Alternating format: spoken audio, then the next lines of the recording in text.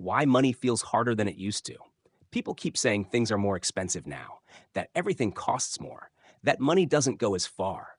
But here's the part that's harder to admit. It's not just prices that changed. Something deeper shifted underneath. Most people feel it without being able to name it. They earn more than before. On paper, they're doing better. And yet, the margin feels thinner. There's less room for mistakes, less room for rest, less room for uncertainty.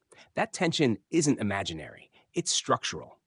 Think about how money used to function emotionally, not economically, emotionally.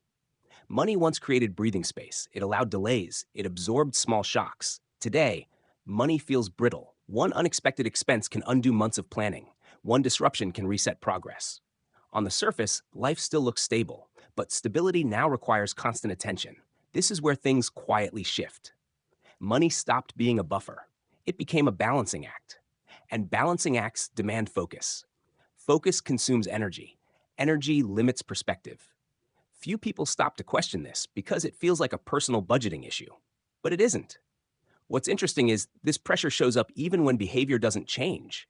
People didn't suddenly become careless. They didn't forget discipline.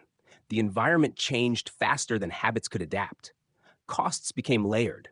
Subscriptions stacked. Obligations multiplied, each one small.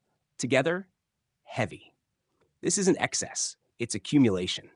And accumulation doesn't announce itself, it creeps.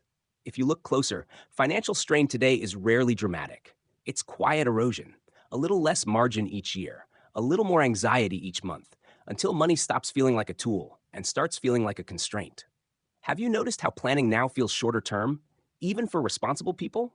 That's not immaturity, it's pressure response. When systems increase uncertainty, the mind narrows time horizons. You don't plan 5 years ahead, you plan until the next disruption. This is where most people never connect this. A system that compresses time perception limits strategic thinking, not intentionally, functionally. When attention is tied to maintenance, it can't move upstream.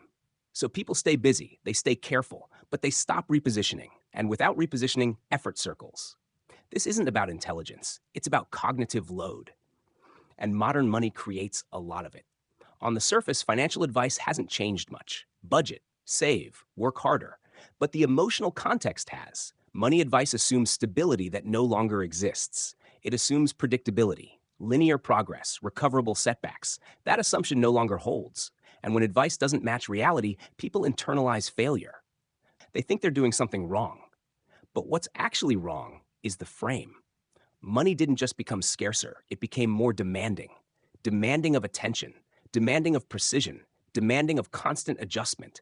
And demand changes behavior. This is the uncomfortable part. When money requires constant vigilance, it shapes identity. People don't see themselves as building, they see themselves as maintaining. Maintenance doesn't feel rewarding, it feels endless.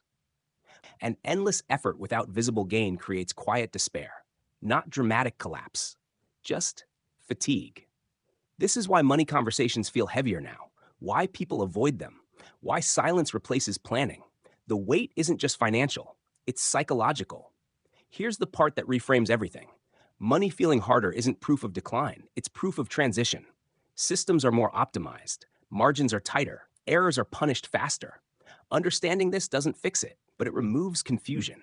And confusion is one of the most expensive costs people carry. Once you see that pressure comes from structure, not personal failure, your relationship with money changes. Not into optimism, into clarity. Most people will keep chasing explanations that blame habits or mindset alone. Those explanations feel safer. They preserve the idea of control. But control without context is misleading. If this description matches how money feels to you, leave a comment. Not with solutions, but recognition.